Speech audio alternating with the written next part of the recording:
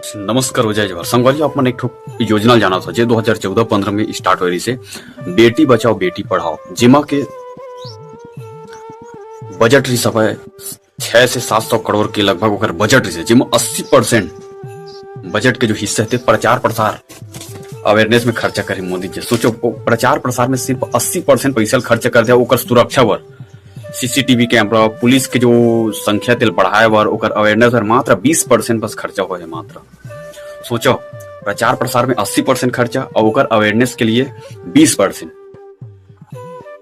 और 2014-15 से लेके 2021 तक में 13.5 लाख लड़की गायब हो चुकी है देश से।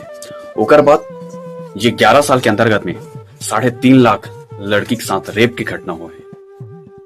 तो सोचो अपन जेकर जेकर घर में बेटी है तेला सुरक्षा स्वयं के जिम्मेदारी है, सरकार के भरोसा नहीं बैठ सकन काबर जे हिसाब से डाटा दे है लोकसभा में सरकार मोदी सरकार है।